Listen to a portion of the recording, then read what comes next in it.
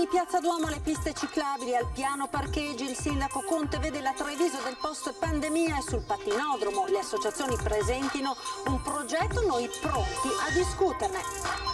Con la probabile zona bianca le piscine in Veneto potranno riaprire già dal 7 giugno, questa è la linea delle regioni, anche se restano da sciogliere molti dubbi sulle riaperture di altre attività. Vaccini per la fascia 12-15 anni, presto il via libera dell'EMA per l'epidemiologo Massimo Guerriero, un passo avanti importante per la campagna vaccinale in Veneto. Piove e il titolare di un locale di Zerman di Mogliano decide di far entrare i clienti, poco dopo viene multato. Non potevo lasciarli fuori sotto la pioggia, dice il ristoratore. Lunedì prossimo i funerali di Luciano Paro, il 76enne investito da un'auto pirata 2 settimane fa a Treviso. Dalla nipote l'appello a chi era alla guida: prenditi le tue responsabilità. Violenza sul bus della TVO a San Donao d'Erzo, il 15enne senza biglietto prende a pugni 2 agenti di polizia che finiscono all'ospedale, il ragazzino è stato denunciato. Grande volata finale per Andrea Vendrame, il ciclista di Conegliano vince la 12ª tappa del Giro d'Italia, un'emozione incredibile, dice commosso. Ben ritrovati con l'edizione di Treviso dei nostri telegiornali. Parcheggio all'ex pattinodromo, il sindaco Mario Conte alle associazioni, l'idea deve concretizzarsi in un progetto preciso, visto il quale, se si troveranno le condizioni con il privato, potremo valutarne la possibilità, uno dei piani che si inquadrano in quella che sarà la Treviso del post pandemia, dice il sindaco, più a misura di pedoni e bambini. Il futuro del parcheggio all'ex pattinodromo al centro del dibattito. Le 9 associazioni che hanno chiesto al Ministero il vincolo monumentale per la cinta muraria di Treviso avanzano la proposta di rifare il parco a 2 metri di profondità, senza però la copertura in cemento, riportando in evidenza i resti delle antiche mura cittadine. Un'idea che il Comune potrebbe anche accogliere, ma a condizioni ben precise. Noi siamo assolutamente disponibili a mettere attorno a un tavolo tutte le associazioni, con anche il privato che ha di fatto il contratto firmato per la realizzazione del parcheggio, se porteranno una progettualità tecnica sostenibile che soddisfa le esigenze anche economiche del privato e soprattutto non comporta una modifica da un punto di vista contrattuale delle condizioni che questa amministrazione ha già rinegoziato con l'entità privata, noi siamo pronti. La situazione, oltre che a trascinarsi da decenni, è anche molto delicata, visto che la penale per il Comune in caso di inadempienza del contratto è di oltre 3 milioni di euro. Se ci deve essere un'alternativa tecnica, il promotore deve quantomeno portare una bozza di ipotesi, perché altrimenti il ragionamento fa fatica a decollare. Di certo il parcheggio all'ex pattinodromo rientra con la possibile pedonalizzazione di Piazza Duomo nel nuovo volto che la città di Treviso dovrà assumere dopo il terremoto della pandemia. La verità è che nel post pandemia dobbiamo rivedere completamente la viabilità, il piano parcheggi della nostra città, in alcune vie ridisegnandole, ascoltando molto attentamente le esigenze di commercianti, residenti, turisti, visitatori e di tutte quelle persone che vivono la città per motivi di lavoro, e poi costruire dei servizi adeguati per quelle che sono le nuove esigenze della città. Le piscine del Veneto potranno riaprire già dal 7 di giugno con la probabile zona bianca, questa è la linea delle regioni, anche se restano da sciogliere molti nodi come quello dei matrimoni. Arrivate intanto nuove dosi di vaccino, ne restano 50.000 ancora prenotabili per gli over 40, così l'assessore Lanzarin che ha sostituito il governatore Zaia oggi al quotidiano Punto Stampa. L'interpretazione, ripeto, che è stata data non per i matrimoni ma per le piscine, quindi ripeto quello che ho sentito un quarto d'ora fa, è quella che però chi è in zona bianca quindi anticipa l'apertura delle piscine. Il 7 giugno quindi, con l'ingresso del Veneto in fascia bianca, le oltre 100 piscine al coperto del territorio potranno riaprire. Questa almeno la linea che si sono date le regioni nell'ultima conferenza, anticipando di fatto la roadmap del decreto governativo che ne fisserebbe la partenza il 1° luglio. Da capire ancora se lo stesso stesso principio varrà per parchi tematici e matrimoni che sulla carta dovrebbero iniziare il 15 giugno. Approfondimenti sono in corso da parte dell'ufficio legislativo regionale, migliaia i lavoratori e le imprese in attesa del verdetto. Ovviamente la base per ogni tipo di ragionamento è tenere bassa la curva del contagio per altre 3 settimane. Il bianco è una prospettiva solida ma non scontata. RT 0,74, incidenza 44,9 su 100.000, quindi noi siamo sotto la famosa soglia di 50, incidenza di 50 casi sui 100.000 abitanti.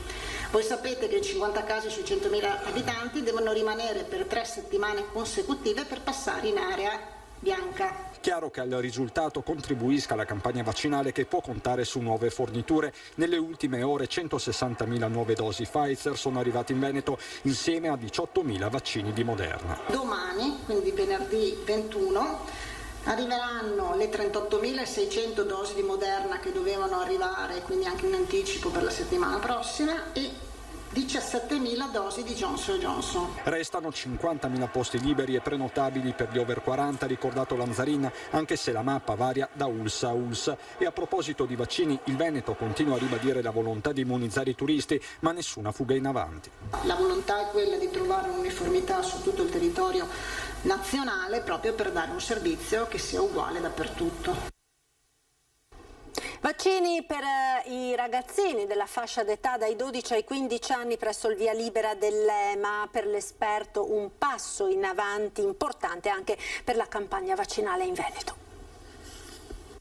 Il nostro auspicio e anche le informazioni di cui siamo in possesso ci portano a ritenere che il 28 di maggio EMA possa dare l'ok a Pfizer anche per la fascia 12-15 anni. È destinata ad allargarsi alle nuove generazioni la campagna vaccinale anti-Covid e potrebbe accadere prima del previsto, considerato anche l'arrivo di 20 milioni di dosi di vaccino nel mese di giugno, la famigerata spallata al virus, per usare il termine pronunciato dal commissario Figliuolo esattamente una settimana fa in Veneto. Questa è una bellissima notizia perché noi potremmo allargare la platea dei vaccinabili e quindi non fermarsi alle persone di 16 anni ma arrivare sino alle persone di 12 anni e quindi gli studenti della scuola media potranno essere a breve inseriti nel piano di vaccinazione. Per l'epidemiologo quindi l'allargamento ai giovanissimi potrebbe segnare ulteriormente il passo di una campagna che sta procedendo bene e che adesso può contare anche su un alleato naturale. La combinazione del bel tempo con questo quantitativo di dosi potrebbe aiutarci a dire di aver fatto un grosso passo in avanti, un enorme passo in avanti nel capitolo conclusivo di questa bruttissima esperienza che ci ha accompagnato in questo anno e mezzo. L'importante, ricorda Guerriero, è continuare a fare attenzione. La somministrazione del siero non coincide con la completa immunizzazione. L'avviso vuole essere di guardare i numeri con una certa attenzione e vuole essere anche per le persone di dire di fare attenzione perché non siamo immuni subito dopo il vaccino ma dobbiamo aspettare appunto questi 10-15 giorni. E torniamo ora a parlare della spinosa e complessa questione dei tamponi rapidi. Nonostante li avesse richiesti, il Comitato Tecnico Scientifico del Veneto non ha visto i dati del secondo giro di tamponi effettuati a Vo dal professor Crisanti. A svelare il retroscena l'ex funzionario dell'OMS Francesco Zambon. Le risulta che il dottor Crisanti non abbia presentato al CTS la relazione sul secondo giro completo di tamponi, nonostante il CTS gliel'avesse richiesta. Ricordo che si sia discusso di questi dati, però io non li ho mai visti, cioè li ho visti poi dopo quando sono stati pubblicati nell'articolo, credo che sia nato su Nature. Quella di Francesco Zambon non è una voce qualunque, è un membro del CTS, il Comitato Tecnico Scientifico, e un ex funzionario dell'Organizzazione Mondiale della Sanità, dalla quale si è dimesso dopo che il suo studio sulla gestione del coronavirus era stato ritirato dalla stessa OMS poco dopo la sua pubblicazione. Stavolta però il retroscena riguarda un altro aspetto della gestione della prima ondata di Covid in Veneto e della mancata mancata presentazione al Comitato Tecnico Scientifico da parte del professor Crisanti dei risultati sul secondo giro di tamponi a Vaux, un'operazione che era costata alla Regione 150.000 euro. I risultati sono poi apparsi sulla rivista Nature. I risultati io non li ho visti, so che ci sono stati ovviamente, però non li ho visti mentre si stavano generando. Poi li ho visti quando sono stati pubblicati nello studio. Su chi deve essere normale che avvenga una cosa del genere? Che lo si legga da una rivista, seppur scientifica. Ma normale non lo so che abbiamo avuto delle discussioni dove appunto si dicevano quali erano i risultati di questi dati, ma io i dati primari, primitivi, non li ho visti. Da ex funzionario, Zambon non ha dubbi: se l'OMS non è indipendente dagli Stati membri, non è in grado di portare avanti il suo compito come dovrebbe. Tra le cose poco gradite del suo report racconta anche l'osservazione che il Covid fosse stato gestito meglio dal Veneto che dalla Lombardia. Veneto e Lombardia hanno due sistemi regionali molto diversi, ma questo è un dato di fatto, non è un elemento di giudizio, quindi riportare questo nel nostro rapporto aveva lo scopo di dire agli altri stati: guardate che dovete essere molto attenti sulla medicina del territorio, perché è lì che si combatte il virus. Una vicenda ora sulle riaperture che ci arriva da Zerman di Mogliano. Piove ed il titolare di un ristorante decide di far entrare i clienti. Passa nemmeno un'ora, arriva una pattuglia e lo multa. Un episodio che ha suscitato malumore e polemiche. Sentiamo. Li ho fatti entrare perché pioveva di tutto, non si poteva mangiare fuori. La temperatura era scesa, c'erano 12 gradi e non mi sono sentito di mandare via la gente. Erano quasi le 19:30 quando, a causa della pioggia, Federico Zacchello, titolare del Risto Bifora Zerman di Mogliano, ha deciso di far entrare all'interno del suo ristorante gli avventori che erano seduti ai tavoli esterni. Un comportamento naturale per mettere a riparo i clienti infreddoliti a causa del maltempo, ma il gesto per la normativa anti-Covid ha fatto scattare l'inevitabile verbale redatto da una pattuglia dei carabinieri giunta appositamente sul posto. Alle 7:30 ho detto: signori, accomodatevi in saia grande, premetto che ho una sala che tiene 70 coperti e erano in 16. 8:20 si presenta pattuglia di carabinieri. Sono da fuori, me l'ho fatto riconoscere che ho dei documenti, nel frattempo risenai in sala a chiedere i documenti ai clienti e niente, si è messo a tirare giù, fare il verbale, tirare giù nome e cognome. Mi metto poi a tutta responsabilità perché ho detto non è giusto, ho bisogno di lavorare. Verbale di 400 euro con lo sconto del 30%, se la multa la pagherà entro 5 giorni. A preoccupare di più il ristoratore però sarà la decisione della prefettura di Treviso, che potrebbe prendere immediati provvedimenti e forse anche chiudere l'attività per un periodo che va dai 5 ai 10 giorni. Federico Zacchello ha comunque deciso di fare ricorso. Siamo rispettosi delle regole, ma non si può chiedere ad un ristoratore di mandare via i clienti quando piove. Se un DPCM non ti puoi far mangiare la gente dentro, però anche a me, nella situazione che sono io, che non ti dà aiuti, non ti dà nessun sostegno, ho 4 bambini, ho le bollette da pagare, il lavoro non ce n'è. I clienti hanno subito mostrato solidarietà e si sono offerti di pagare la sanzione, ma il ristoratore non se l'è sentita di accettare la proposta. L'episodio è certamente destinato a far discutere ancora per molto tempo i clienti del ristorante. Secondo me, guarda, hanno fatto benissimo a farli entrare. Se hanno cominciato una cena bisogna finirla. 2 agenti di polizia amministrativa sono stati picchiati da un ragazzino di 15 anni che si trovava senza biglietto a bordo di un pullman sulla linea ATVO Sandona-Oderzo. Entrambi sono finiti in ospedale per le medicazioni del caso. I fatti sono accaduti ieri nei pressi della stazione di Oderzo e sono confermati dalla stessa azienda di trasporto del Veneto orientale. I 2 controllori erano saliti sul mezzo per la verifica dei biglietti, ma anche delle disposizioni anti-Covid. Il 15enne di origini albanesi si è così opposto, sferrando dei pugni soprattutto nei confronti di uno dei 2 uomini. Sono dovuti intervenire anche i carabinieri. Ora il ragazzo dovrà rispondere di aggressione ai danni di pubblici ufficiali.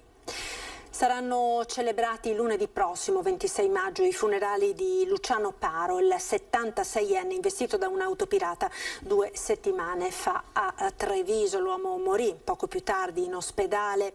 Dal nipote dell'anziano un appello a chi era alla guida del veicolo. Sarebbe corretto che si presentassero alla giustizia, perché è giusto che si prendano la responsabilità di quello che hanno fatto. Monica Bresolin, nipote di Luciano Paro, si rivolge a chi era alla guida dell'auto che lo scorso 8 maggio ha urtato con lo specchietto la bicicletta su cui si trovava lo zio mentre percorreva via Podgora nel quartiere di Sant'Antonino a Treviso. Il 76enne caduto a terra inizialmente sembrava aver riportato solo la frattura di una caviglia, ma arrivato al pronto soccorso un arresto cardiaco aveva fermato per sempre il suo cuore. L'auto dopo l'incidente si era allontanata. Immediate erano scattate le indagini della polizia locale, che anche grazie al sistema di videosorveglianza era riuscita a risalire alla vettura. Il proprietario, un cittadino kosovaro che risiede nella Marca, però al momento risulta irreperibile. Le indagini, volte ad accertare chi fosse effettivamente alla guida quel giorno, continuano nel massimo riservo.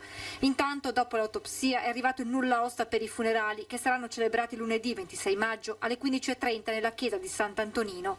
Monica Bresolin ricorda le ultime ore trascorse con lo zio proprio il giorno della tragedia, quando nel pomeriggio era passata a salutarlo. Abbiamo scambiato le solite battute, lui sempre il solito zio sorridente e affettuoso, diciamo, da sempre, e quindi ancora di più mi colpisce questa cosa qui, il fatto che sia successo pochissime ore dopo che avevamo parlato e stava bene. Un anno fa aveva avuto dei problemi di salute, racconta Monica, che aveva poi superato. Per questo oggi quanto successo fa ancora più male. A maggior ragione siamo rimasti tutti scioccati, insomma, per quello che è successo, come è successo. Lunedì ai funerali sono attese molte persone a dare l'ultimo saluto a Ciano, come tutti lo chiamavano, e la nipote ora lo vuole ricordare così. È sorridente, è una persona affettuosa e sempre disponibile, discreta, nel senso che non era uno che amava mettersi in mostra eccetera, però buono di cuore. Ancora cronaca, si erano nascosti in un tir per arrivare in Italia. 2 giovanissimi sono stati scoperti ad Asolo durante le operazioni di scarico della merce da un auto articolato con targa serba. A quel punto sono stati chiamati i carabinieri. Ai militari 2 clandestini senza documenti hanno riferito di essere di nazionalità afghana. I primi accertamenti hanno consentito di stabilire che il veicolo, partito dalla Serbia lo scorso 14 maggio, dopo aver attraversato la Croazia, era giunto in Italia passando attraverso la Slovenia. I 2 ragazzi sono stati accompagnati in una struttura di accoglienza. Ed ora a Vittorio Veneto continuano le indagini dei carabinieri sull'incendio scoppiato ieri pomeriggio in un'abitazione e costato la vita al proprietario. San Giacomo di Veglia è sotto shock. Il borgo dove Santino Dalla Colletta, 68 anni, viveva, fatica a credere a quanto accaduto ieri pomeriggio. La tragedia si è consumata mentre sulla zona di Vittorio Veneto imperversava un violento temporale. A scatenare l'incendio, da quanto ricostruito dai carabinieri che stanno portando avanti le indagini, sarebbe stato un fulmine. Ipotesi iniziale supportata dalle testimonianze dei residenti di via Casalta, che i militari hanno raccontato di aver visto un lampo scaricarsi sul tetto dell'abitazione di Dalla Colletta. In quel momento in casa c'erano la sorella che si trovava in cucina e la cugina che stava riposando al primo piano. L'uomo invece si trovava in un capanno per gli attrezzi all'esterno dell'edificio. A dare l'allarme la sorella, che ha visto una fiammata nel contatore elettrico, ha richiamato l'attenzione dei familiari. Lei e la cugina si sono messi in salvo, mentre Dalla Colletta sarebbe rientrato in casa salendo fino al solaio, non si sa ancora per quale motivo, forse per recuperare degli oggetti. Nella stanza, infatti, sempre da quanto ricostruito dagli inquirenti, ci sarebbe stato vario materiale che probabilmente ha preso fuoco. Quando poi il 68enne ha aperto le finestre per chiedere aiuto, l'ossigeno entrato avrebbe ulteriormente alimentato le fiamme. A quel punto le 2 donne, spaventate, avrebbero tentato in ogni modo di aiutarlo a mettersi in salvo. Da quanto raccontato, avrebbero prima posizionato una scala sotto la finestra, poi anche un divano, chiedendo all'uomo di gettarsi, ma purtroppo l'incendio e il fumo non gli hanno lasciato scampo. Al momento non è ancora stata fissata la data dei funerali. Aveva minacciato lo scorso 18 maggio un automobilista, un 32enne di Cornuda, con una roncola, forse per questioni di viabilità. Per questo un 69enne bellunese è stato denunciato per minaccia aggravata e porto di armi o oggetti atti ad offendere. L'indagine dei carabinieri di Pederobba. È sempre il 18 maggio, ma stavolta a Paese, un 41enne marocchino irregolare sul territorio nazionale, poiché destinatario di un decreto di espulsione espulsione in evidente stato di alterazione psicofisica aveva danneggiato a colpi di bastone un'auto parcheggiata. I carabinieri di Paese hanno deferito in stato di libertà anche quest'uomo per porto di oggetti atti ad offendere, ubriachezza e ingresso e soggiorno illegale in Italia. Nei suoi confronti sono state attivate le procedure per l'espulsione. Ed ora ci fermiamo per qualche istante di pubblicità, restate con noi, subito dopo parleremo delle reazioni della sentenza di condanna nei confronti del vigilante accusato di avere ucciso un bandito in fuga.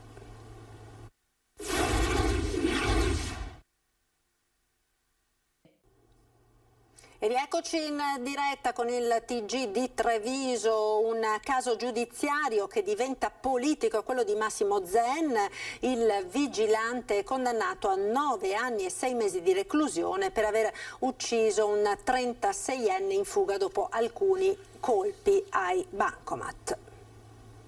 Beh, fa sempre dispiacere vedere che una persona che stava facendo il suo lavoro poi occorra in queste situazioni per le quali poi viene anche penalizzato in modo così ingente. Siamo vicini a questa guardia giurata e pensiamo che nel processo di appello si possa configurare non più il reato di omicidio volontario, ma almeno quello di eccesso di legittima difesa. Si schiera con Massimo Zen, il vigilante condannato per aver ucciso un bandito in fuga, la Lega Trevigiana. 9 anni e 6 mesi la pena inflitta dal Tribunale di Treviso, che non gli ha riconosciuto la legittima difesa. Quel 22 aprile del 2017 il colpo sparato da Zen colpì a morte Manuel Maior, giostraio di 36 anni che con alcuni complici si trovava a bordo di una BMW in fuga dopo una serie di colpi agli sportelli bancomat della zona. Una vicenda complessa che per il PD invece non va strumentalizzata. Le sentenze vanno rispettate, i giudici avranno avuto le loro ragioni che noi non conosciamo, non siamo giudici, non siamo nessuno per giudicare, la politica stia fuori dalle aule di tribunale. Appunto, le sentenze vanno rispettate, ci sono di mezzo delle vite delle persone, quindi affrontiamole con tutta la cura del caso, sia per la persona morta, sia la persona condannata che vive un secondo dramma. Bisogna cercare il più possibile di fare in modo che la giustizia sia ad opera dello Stato, ad opera di quelle persone che ci devono difendere, quindi forze di polizia in generale. Si professa garantista fino all'ultimo grado di giudizio, Fratelli d'Italia.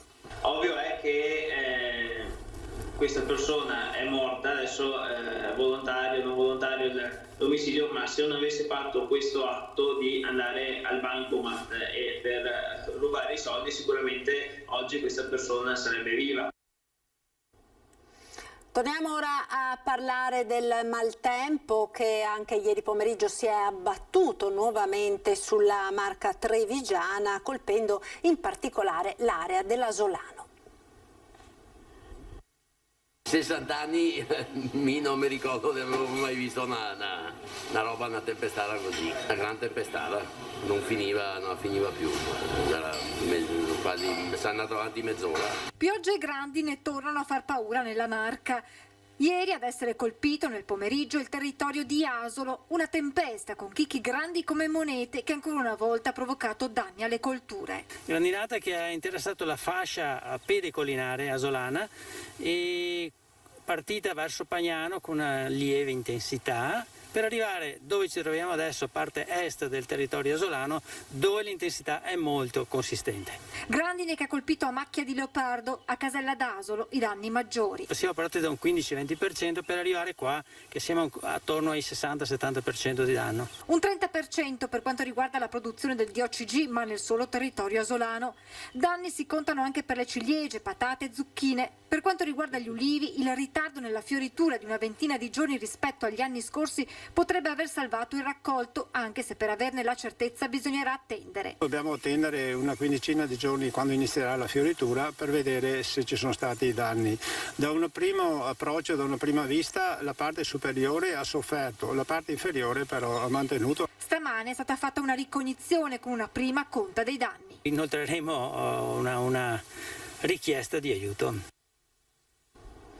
Ed ora lo sport, ciclismo, in attesa del passaggio della Carovana Rosa del Giro d'Italia in Veneto e nella Marca, con l'arrivo domani a Verona. Oggi vittoria targata Treviso nella 12ª tappa, partita a Siena con arrivo a Bagno di Romagna. Come vedete nelle immagini di Giro d'Italia TV, a tagliare il traguardo Andrea Vendrame, 26enne di Conegliano, che ha vinto battendo sullo sprint finale l'australiano Chris Hamilton. Un'emozione incredibile, non riesco neanche a parlare. Si è avverato un sogno, vincere una frazione alla corsa rosa, ed è così, ha detto emozionato al traguardo il ciclista di Conegliano.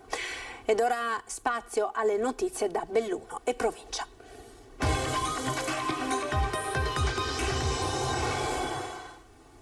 Parliamo di zone a traffico limitato. Le ZTL di solito non piacciono a chi ci incappa, ma sono spesso indispensabili per chi ci vive. A Feltre si programma l'istituzione di una seconda zona a traffico limitato che va ad aggiungersi a quella già esistente a partire dal 2019.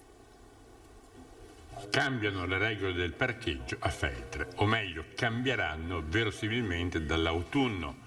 Le ZTL devono infatti avere approvazione ministeriale. Cambieranno in centro storico e cambieranno di notte e di domenica. Gli spazi di sosta saranno in queste fasce orarie dedicati prevalentemente ai residenti. Gli accessi saranno ai residenti e agli aventi diritto a attività commerciali piuttosto che attività produttive, che verranno anzi valorizzate nelle loro funzioni, garantendo anche ai fruitori delle loro attività dei permessi particolari. Pensiamo all'ospitalità per chi arriva da fuori nei B&B piuttosto che nelle case alloggio e quant'altro, e anche per la ristorazione abbiamo previsto delle modalità un po' più specifiche. I posti nella cittadella alta tra i palazzi storici sono poco più di 200. I 400 residenti ne vorrebbero quasi 300, ma ne potranno avere la metà. Certo è che, sperando in una rivitalizzazione di via Mezzaterra, si vuole evitare il rischio di assistere ad un intasarsi di automobili. Il motivo principale per cui arriviamo oggi a questa attivazione è perché stanno finendo in centro storico una serie di grossi cantieri che dalla fine di quest'anno aumenteranno di molto l'attrattività culturale del centro storico. Pensiamo solo al teatro, che passerà da 130 a 300 posti a sedere e che entrerà a regime proprio con l'autunno-inverno 2021-22. Questo significherebbe che 1-2 volte alla settimana sarebbe possibile avere 200-300 persone che vengono in centro storico con la propria auto per assistere agli spettacoli nell'orario serale, tarda serata. Piena disponibilità della provincia di Belluno a limitare le soluzioni previste dall'intervento di riqualificazione del piazzale della stazione di Belluno e contemporaneamente ad ascoltare le esigenze dei residenti di via De Min, che ieri hanno protestato e chiesto lo stralcio del progetto che prevede di spostare 3 stalli di autobus nella via sottodimensionata rispetto alle necessità previste dalle norme di sicurezza. Oggi la provincia, attraverso il presidente Padrin ed il consigliere delegato Scopella, ha fatto sapere che il progetto su cui è intervenuta per rispondere alle richieste di Dolomiti Bus è ancora a livello di proposta e che gli approfondimenti e le integrazioni saranno portati al tavolo richiesto dalla prefettura. Ex caserma dei Vigili del Fuoco, scuola di Cavarzano e stadio polisportivo. Il comune di Belluno ha pronto un piano da 20 milioni di euro per la riqualificazione urbana. La delibera sarà discussa nel prossimo Consiglio Comunale. Un nuovo bando legato alla rigenerazione, alla possibilità cioè di riqualificare tessuti urbani della città di Belluno. Sul piatto un piano da 20 milioni di euro per la ristrutturazione, tra gli altri, dell'ex caserma dei Vigili del Fuoco, destinata a ospitare uffici comunali e associazioni, delle scuole verdi di Cavarzano e la riqualificazione del polisportivo. È una importantissima opportunità per dare continuità anche al progetto di rigenerazione che oggi sta interessando a importanti parti della città.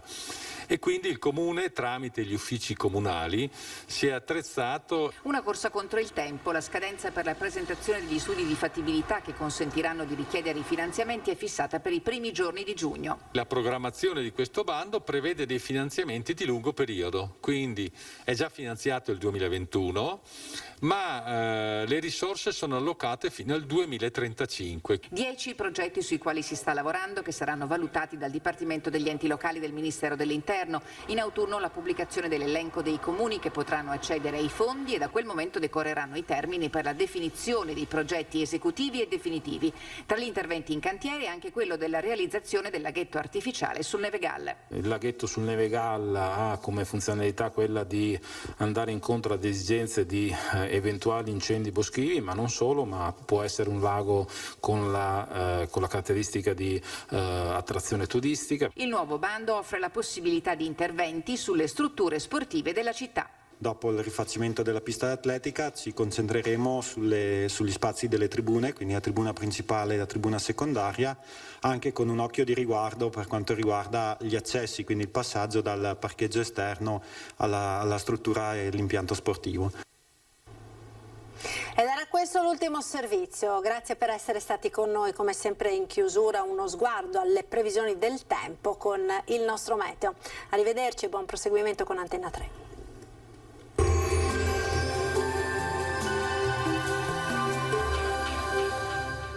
Cooperativa Agricola Volpago. Da noi trovi la carne fresca di prima qualità, genuina e salutare per il tuo benessere. Ci trovi a Volpago del Montello, Pieve del Grappa e Tre Baseleghe.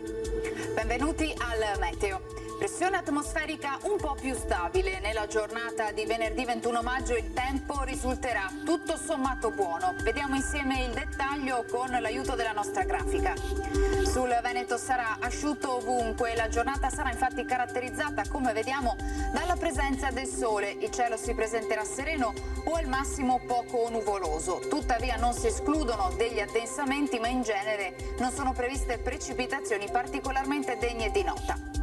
Temperature stazionarie, minime comprese tra 6 e 11 gradi, valori massimi oscillanti invece tra i 17 e i 24 gradi all'incirca. Ci spostiamo ora sul Friuli Venezia Giulia, dove non cambia lo scenario, anche qui un ampio soleggiamento un po' su tutti i settori, solo con qualche nuvola e cielo a tratti coperto.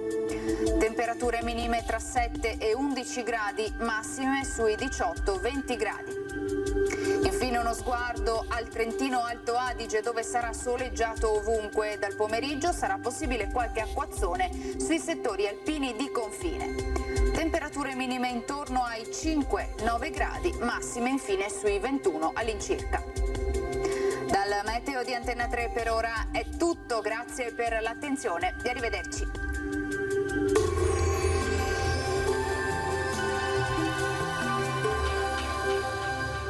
Cooperativa Agricola Volpago. Da noi trovi la carne fresca di prima qualità, genuina e salutare per il tuo benessere. Ci trovi a Volpago del Montello, Pieve del Grappa e Tre Baseleghe.